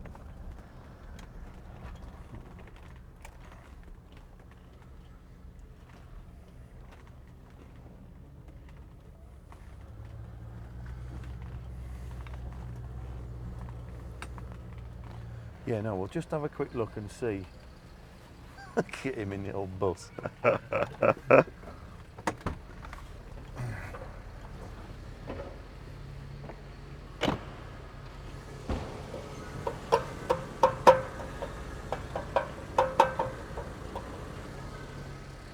Sounds like a hubcap's going to fall off.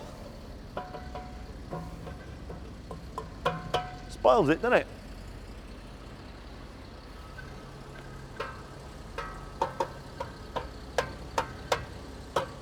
Strange.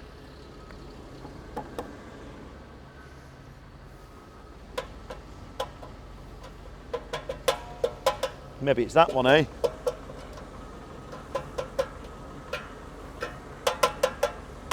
I think it's just that rim there.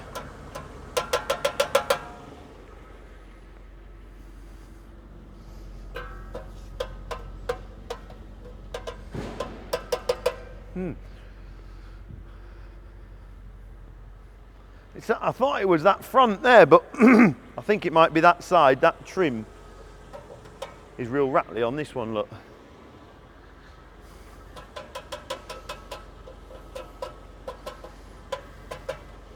Anyway, that aside, lovely. Yeah. Yes, lovely. Yeah. Yeah. Super. Well, we'll get it lined up then, eh? So, in a nutshell, guys, you've got a rattly wheel trim as far as I could tell, and other than that, it's lovely. So we'll get it parked up and come down and have a look.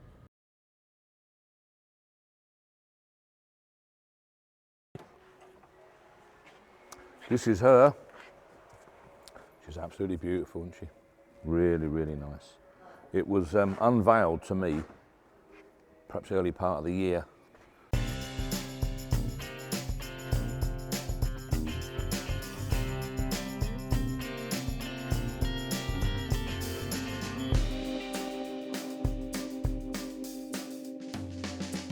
And I had real mixed feelings about it. I still have really, but I had really mixed feelings then. In as much as that I didn't like the look of all this, and to be perfectly frank, I still don't, but I suppose it's got a purpose. It proves saleable, obviously, at the sale. The figure it made speaks for itself. There's guys out there that want to run one of these or want to run an electric vehicle for whatever reason. Obviously, most of them want to save the planet, of course. And those are going to make a great deal of difference, to be perfectly frank with you. But at the same time, I do admire their sentiment and their principles.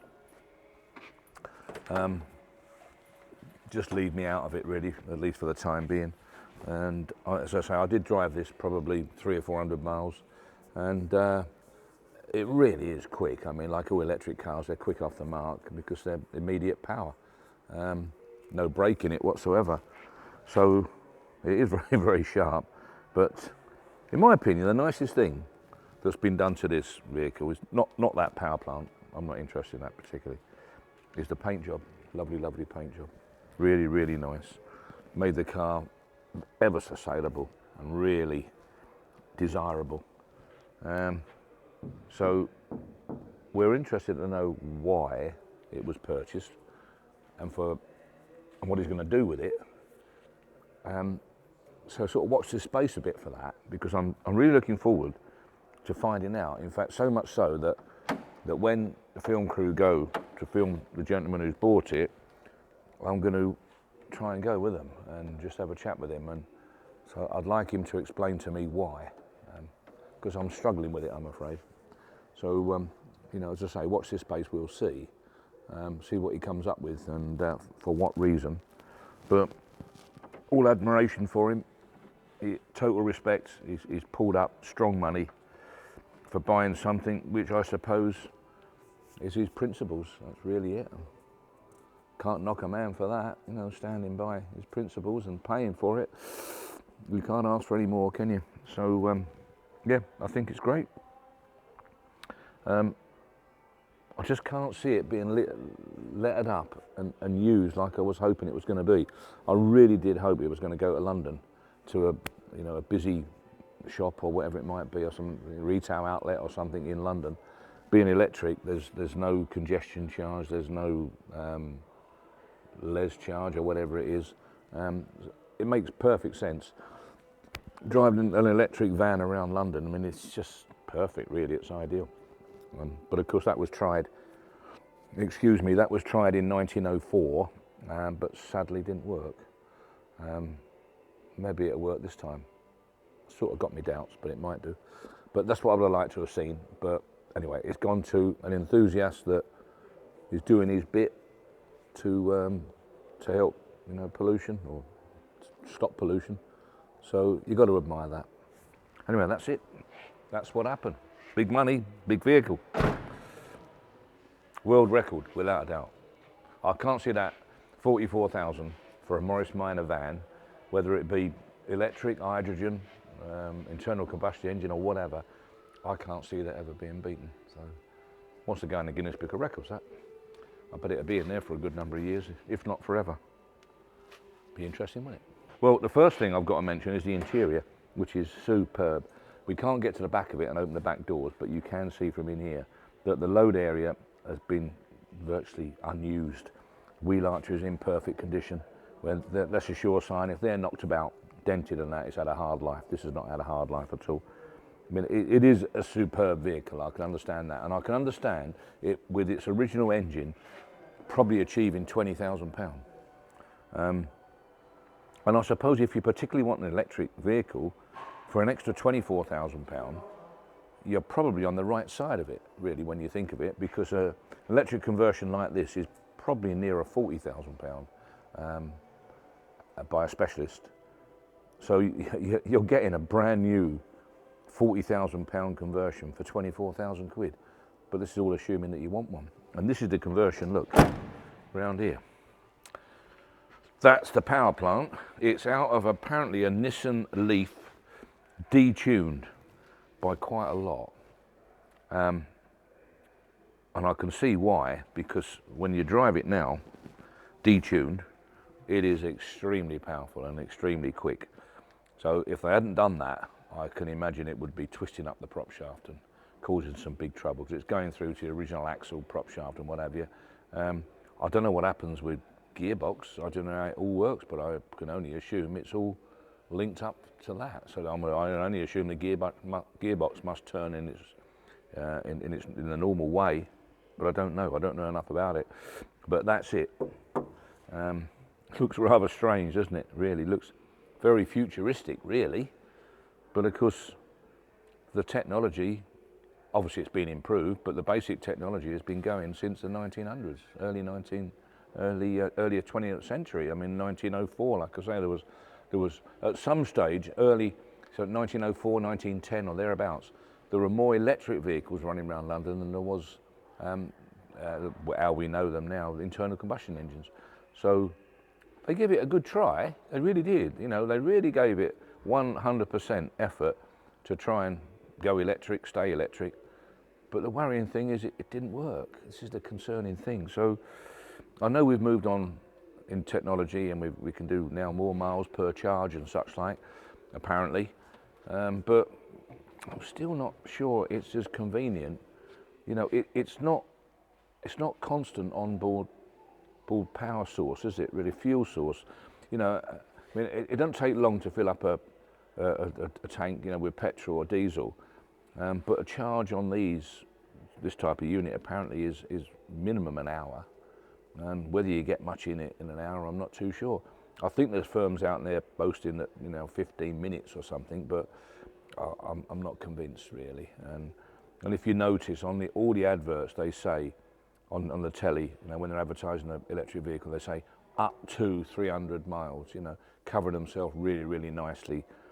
They ain't going to do 300 miles, most of them, are they? You know, not in normal driving conditions, with the headlamps on, the wipers on, heater going, and all the rest of it. I can't see it, I really can't. But I don't mean to be a skeptic, but unfortunately, you know, I can't look at it any other way. But time will tell. But I'm looking forward to seeing what this gentleman has bought it for, what